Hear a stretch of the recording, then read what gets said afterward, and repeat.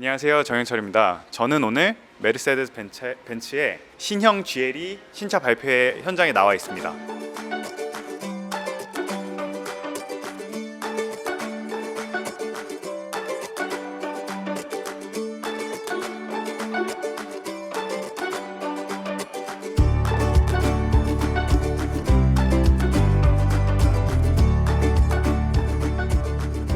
최근 이제 경쟁 모델들이 속속 등장을 했죠. 독일 브랜드에서 BMW에서는 신형 X5를 출시를 했고, 최근에는 아우디에서 Q7이 7천만 원대라는 정말 파격적인 가격표를 달고 출시를 했습니다. 그런 만큼 이제 벤츠에서도 이 대형 SUV 라인업인 GLE의 신차를 발표를 하면서 그 경쟁에 불을 지폈는데요.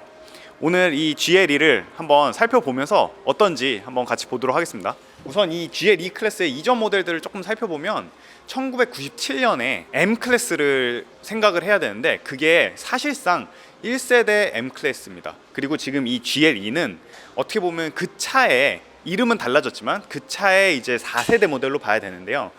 1995년에 이제 M 클래스가 나오면서 ML 배지를 달고 출시가 됐었어요. 근데 M 클래스인데 왜 ML 배지를 달고 나왔냐면 그 당시에 이제 M 다음에 숫자 표기를 하는 그런 명칭은 BMW에서 사용을 하고 있었어요.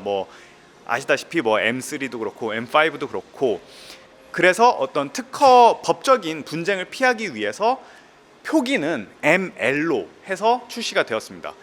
거기에 달려있는 그 L은 럭셔리, 즉 고급스러운 SUV를 표방한다, 그것을 나타내는 그런 배지였는데요. 2005년에 2세대 M클래스가 출시가 되었고, 그 이후 2012년에 3세대 M클래스가 출시가 되었습니다. 그리고 그 3세대 M클래스의 페이스리프트 모델이 2015년에 등장을 했는데요.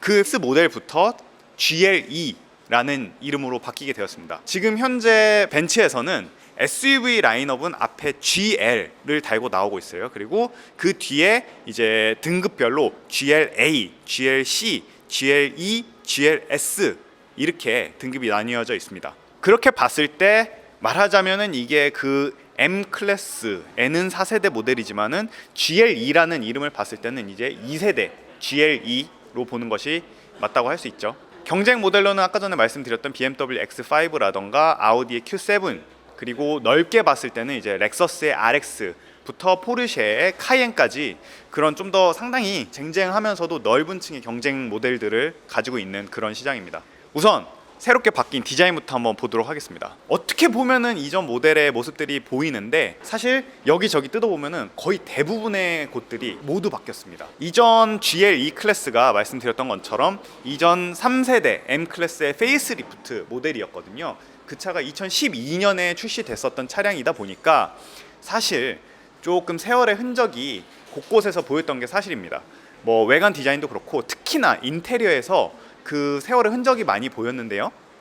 지금 외관 디자인을 보시면은 최근에 자동차 디자인의 흐름에 맞게 표면에 가 있는 차량의 엣지들, 그런 선들을 많이 줄이고 차체 면의 볼륨으로 이 차량의 어떤 외관 디자인의 표현을 많이 해내고 있습니다. 그러면서 지금 현재 벤츠가 추구하고 있는 디자인 언어를 이 GLE에 맞게 잘 적용을 했습니다. 그런 만큼 차체 표면이 뭔가 매끈해 보이는 그런 모습을 보여주고 있는데요.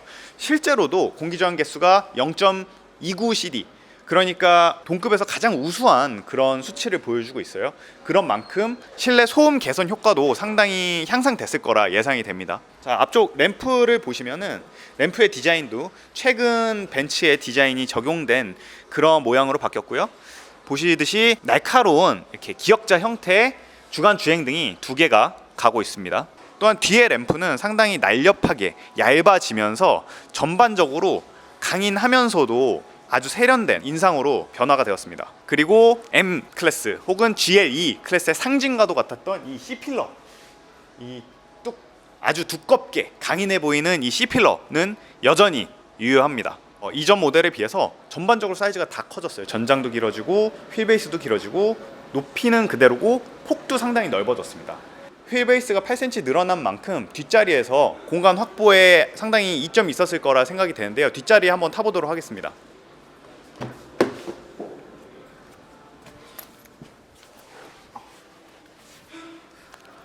네. 오, 지금 앞자리 이 앞좌석 운전석을 저한테 편한 운전 포지션으로 맞춰놨는데 지금 보시면은 이만큼 엄청나게 넓은 레그룸을 가지고 있습니다. 그리고 발밑 공간도 편한 그런 상당히 넓은 그런 발밑 공간을 가지고 있고요. 지금 등받이 각도는 왠지 조금 더 뒤로 누웠으면 좋을 것 같네요. 지금 리클라인이 되나 한번 봐보도록 하겠습니다. 네, 리클라인은 지금 따로 되지가 않네요. 리클라인은 따로 되지가 않아서 보면은 조금만 더 등받이가 조금만 더 누웠으면은 좋겠다 그런 생각이 들어요. 허벅지 부분이 조금 뜨는 그런 느낌이 있다. 이건 뭐 개인차가 있겠죠?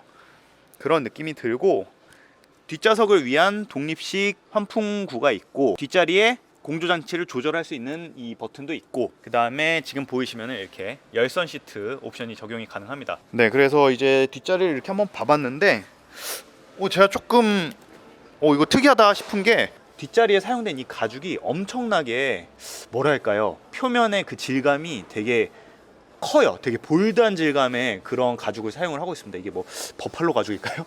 이번에 인테리어가 완전히 싹 바뀌게 되었습니다. 지금 보시면은 전반적으로 이 앞쪽에 12.3인치 클러스터와 가운데 보이시는 이 인포테인먼트 스크린 이렇게 하나로 이어져 있는 이 디자인은 뭐 S클래스에서도 보셨고 E클래스에서도 보셨는데 그걸 감싸는 이런 커다란 부분이 있는데요. 이 부분의 왼쪽 이 부분은 에어컨 벤트입니다. 여기가 에어컨 벤트인데 다만 이 오른쪽은 벤트가 아니에요. 여기는 이 왼쪽과 대칭을 맞추기 위한 거고 여기는 다 막혀 있습니다. 이쪽 오른쪽의 에어컨 벤트들은 이렇게 아래쪽에 4개가 네모네모하게 딱 자리를 하고 있죠. GLC까지는 이 에어컨 벤트가 동그랗게 들어가잖아요. 그러면서 이 내부에서 뭔가 활기찬 그런 분위기를 풍겼었는데 이 GLE에서는 정말로 강인하면서 아주 남성적인 그런 디자인을 보여주고 있습니다. 이 가운데 보이시는 이 손잡이도 뭔가 그런 강인한 모습이 보이죠? 이거는 뭐 카이엔에서 사실 봐왔던 그런 부분이기도 한데 이 GLE에도 이렇게 적용이 되어 있네요. 제가 사실 인테리어에서 하나 보여드리고 싶은 게 있었어요. 제가 찾아보니까 여기 앰비언트 라이트가 이렇게 쭉 멋지게 들어와요. 근데 지금 보니까 전자개통류들이 켜지지 않게 해놨는데 이 앰비언트 라이트가 엄청나게 멋지게 들어오거든요. 근데 제가 놀란 게 온도 조절을 하잖아요. 그럼 이 온도 조절을 하는 것과 이 앰비언트 라이트가 연동이 되더라고요. 그래서 그러니까 높은 온도로 바꾸면은 이 앰비언트 라이트가 빨갛게 이렇게 누르는 것과 동시에 깜빡 하면서 빨갛게 나오고 낮은 온도로 바꾸면 깜빡 하면서 파란 불빛이 들어오고 이게 내릴 수 있는 끝까지 올릴 수 있는 끝까지 하면 그게 흰 빛으로 바뀌면서 그거를 이제 사용자로 하여금 지금 상태가 어떤지를 이 앰비언트 라이트를 사용을 해서 이제 사용자한테 그 상황을 표시를 해주더라고요. 정말 저는 그런 걸 보면서 어떻게 보면 사소한 거지만 이런 거야말로 그 사용자 익스피리언스, 그 사용자 경험 그거에 정말 좋은 예다. 저는 그렇게 생각을 했어요.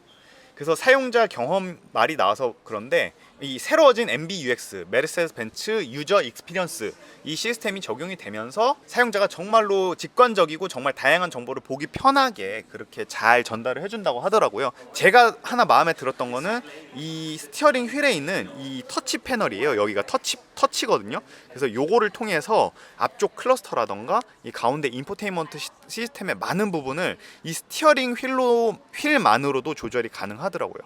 좋다. 너무 좋은 시스템이다. 전 그렇게 느꼈고 한 가지 단점은 지금 이 스위치에서 보시면은 느끼실 수 있는데 반자율 주행 기능이 적용이 안 됐습니다.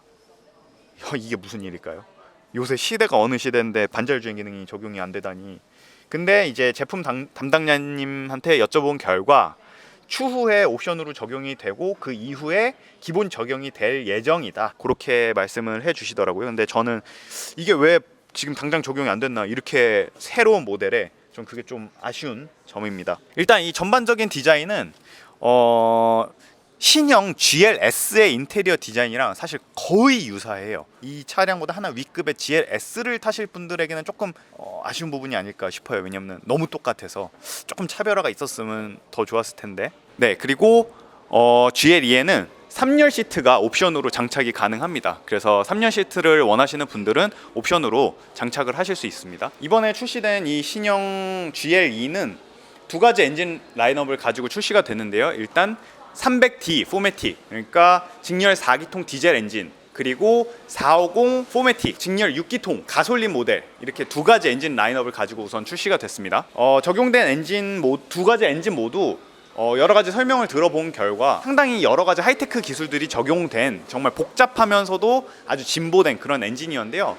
제가 느끼기에 이 450 포매틱, 그러니까 가솔린 엔진에 직렬 6기통 가솔린 엔진에 적용된 그 엔진에 48V 전기 모터가 정말 큰 역할을 하는 그런 시스템을 가지고 있었습니다. 얘기를 들어보면 왜 EQ 부스트, 그러니까 말하자면은 마일드 하이브리드 시스템인 거죠. 그 마일드 하이브리드 시스템을 적용을 해서 이제 이 48V 전기 모터가 추가적으로 22마력 그리고 25kgm 토크를 추가적으로 이제 보태고 있어요. 그러면서 그 이전에도 상당히 강력했던 유닛에 추가적인 힘을 가하면서 효율성과 퍼포먼스 둘 다 잡을 수 있었습니다. 이전 ML 클래스부터 가지고 있던 그 다른 경쟁 모델과의 차별성 중 하나가 저는 그 에어매틱, 그 에어 서스펜션이라고 생각을 하는데, 지금 요번에 이 신형 GLE에도 그 에어매틱, 에어 서스펜션이 적용이 됩니다. 근데 그거가 한 번 더 진보를 해서 이 액티브 바디 컨트롤 시스템이랑 통합을 해서 적용이 되었다고 해요. 그 이 액티브 바디 컨트롤 시스템은 각각의 서스펜션에 48V짜리 모터가 적용이 돼서 에어매틱 서스펜션의 어떤 가변 댐핑 기능이라던가 감쇄력 조절 기능을 독립적으로 다 조절을 해서 이 차량의 롤링뿐만 아니라 피칭이나 스쿼팅까지도 컨트롤 해주는 그런 아주 혁신적인 기능이라고 합니다.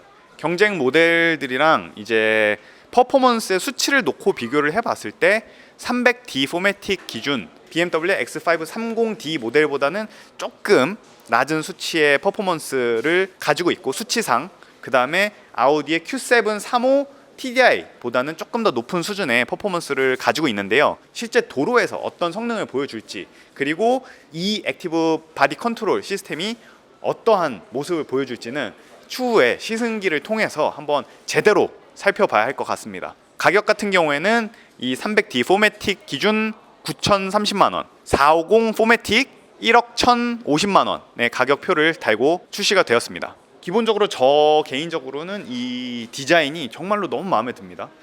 저는 이런 SUV는 너무 곱상한 것보다는 좀 더 이런 뭔가 터프한 그런 오프로드틱한 분위기를 풍기는 SUV를 좋아하기 때문에 유독 이 GLE가 마음에 드네요. 그러면 저는 또 다음번에 다른 차량, 다른 장소에서 인사드리도록 하겠습니다. 감사합니다.